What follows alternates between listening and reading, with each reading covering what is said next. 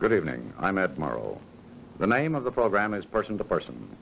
Tonight we'll be visiting with Mr. and Mrs. Gene Raymond. Mrs. Raymond is Jeanette MacDonald. We'll also be calling on illustrator and designer Russell Patterson and his family here in New York. We'll be ready to go right after a word from Bob Wright. I think we have just about enough time to light a cigarette before visiting our first guests. I'll be lighting a Kent, of course. As I do, I'll feel very satisfied because of all leading filter cigarettes, Kent filters best. You get less tars and nicotine than any other leading brand. Now, that's a good feeling to have as you light each cigarette. Millions of you know what I mean, because you came over to Kent for just this reason. You came over to Kent for the filter, but you stayed with Kent for the flavor. Isn't that true? It's the magnificent taste of Kent that holds your loyalty. And it all comes back to this. It makes good sense to smoke Kent, and good smoking, too. And now, back to Edward R. Murrow. Mr. and Mrs. Gene Raymond both started entertaining when they were youngsters.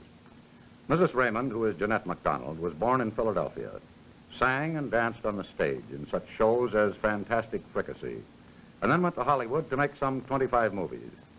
Her first was The Love Parade with Maurice Chevalier. Gene Raymond was born in New York City, attended the Professional Children's School, and concentrated on show business. He, too, went from Broadway to Hollywood, and some 40 motion pictures. The Raymonds have recorded another notable Hollywood success.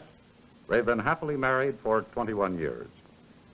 Jeanette MacDonald and Gene Raymond live in Bel Air, California, but they have a rather unique arrangement with friends in New York to temporarily swap homes from time to time. Right now, the Raymonds are spending some time here in New York, living in an apartment in this building. Evening, Jeanette. Hello, how are you? Fine. Good evening, Ed. Evening, Gene. How are you tonight? Fine. What brings you two to New York? Well, more or less business and a little pleasure, you know. Gene, it's very generous of your host and hostess to let us visit you in their apartment tonight. Yes, I think it's very generous of them, and I think this is a good time to say to Mr. and Mrs. Harry Mills how much we appreciate the opportunity of using their apartment. They are in our house in California at the moment, having just returned from Japan.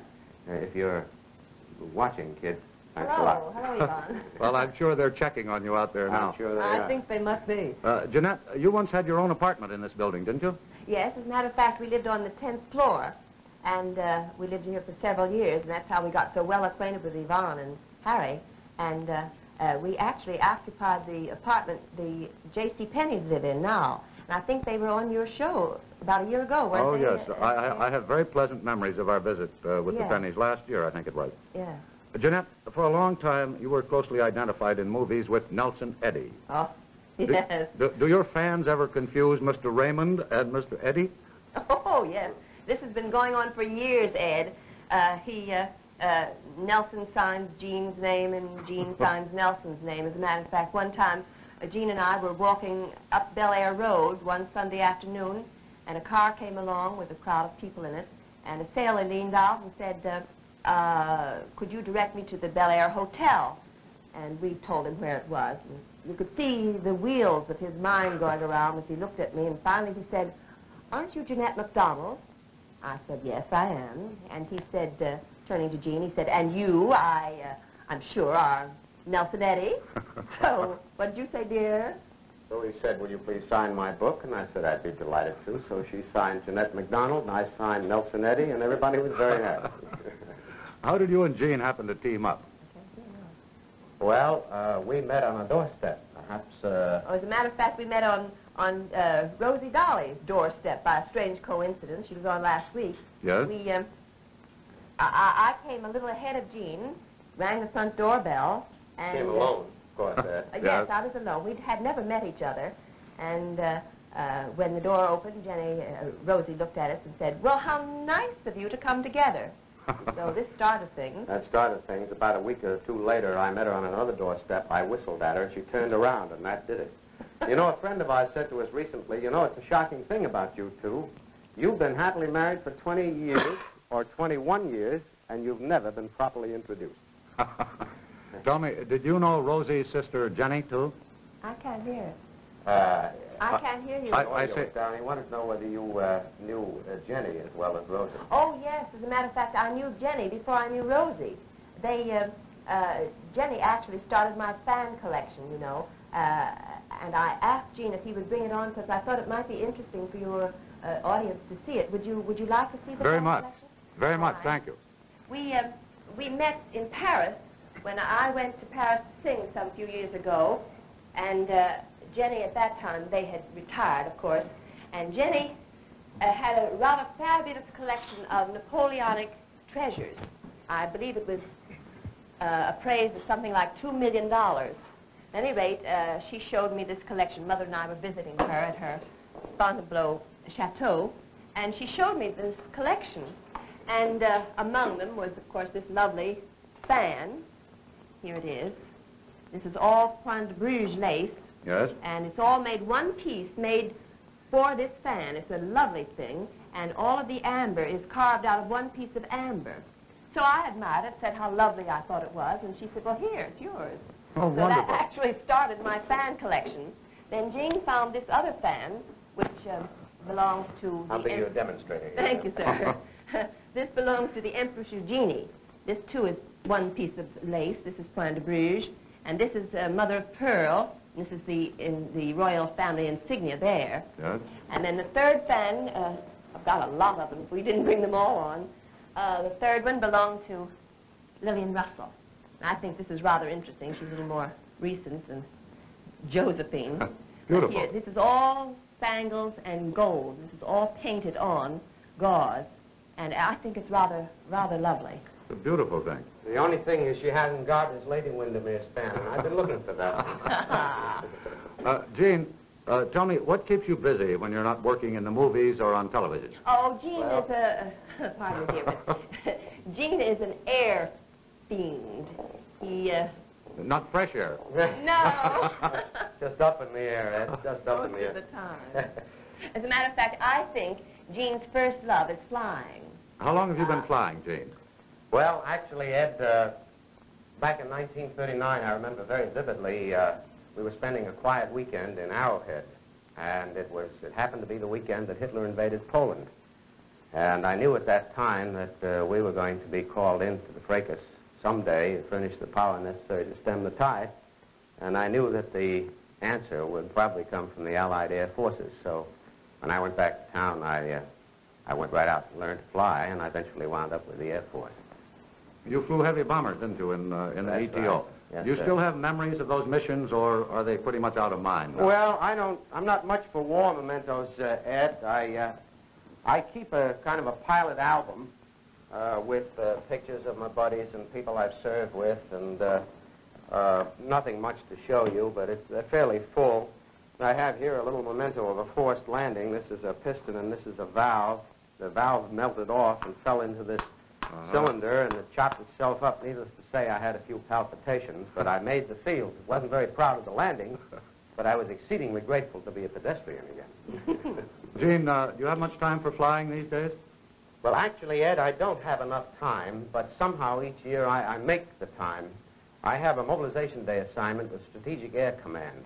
Under that assignment, I must serve 40 days per year on the ground and fly a minimum of 100 hours. As you can see, that takes up a considerable time, but I feel quite strongly about it. I believe in it.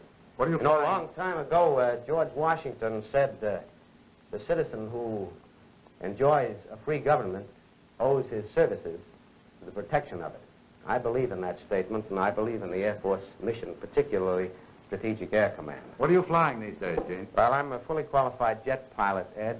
My primary aircraft is the T-33, the Lockheed T-33 trainer. We call it the T-Bird. These pictures, I don't know whether you've seen I've there. seen that one myself. This was a checkout with my instructor about a couple of years ago, and this is taken of me in the cockpit of a KC-135. I've flown some missions in B-47s, KC-135s, and B-52s. This happens to be a pretty good picture of me because that helmet covers up so much of me, you know. Interesting hairdo, dear. Yes, that's the modern hairdo. Jeanette, Yeah. do you share Gene's enthusiasm for flying? No, I'm not much of a flyer myself. I think I feel a little bit like most wives whose husbands are in the dangerous zone. I bear with it, though I honestly don't like it, frankly. So it's rather obvious that you're more interested in fans than in airplanes, right? She's not a prop gal. As a matter of fact, I have another fan inside. Would you like to see it? Yes. It belonged to Jenny Lind, and it's rather interesting, I think, because it has some French lyrics written on it, or rather, it has a French poem written on it. Mm-hmm. It's somewhat eradicated. It's a little difficult for me to make out what the poem is. So I've made up my own story about it, actually. I don't know whether it's true or not. Obviously, it couldn't be.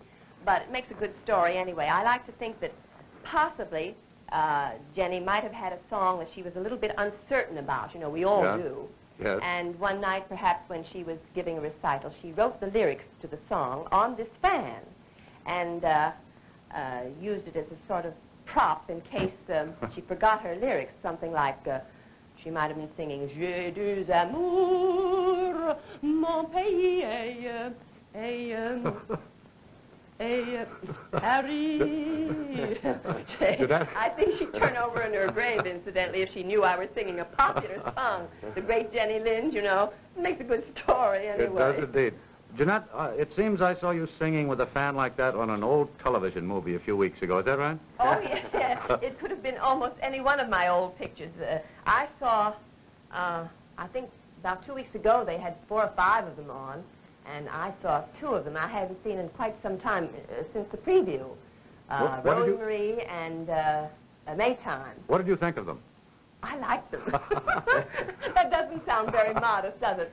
No, what I really mean is I thought they held up very well, and I don't think I suffered too much by the fact that they are costume pictures, you see. Mm-hmm. Therefore, they don't have these funny square shoulders some of the modern pictures have, and I think perhaps it was an advantage.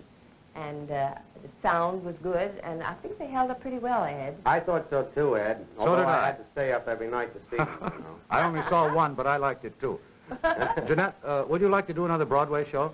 Yes, I would, Ed. I think it'd be very nice, although it's a little difficult to find a musical for a prima donna, such as I am, who sings operetta music rather than the current popular stuff. Mm-hmm. I can sing it, but nobody sort of thinks of a mature woman doing that sort of thing, you know.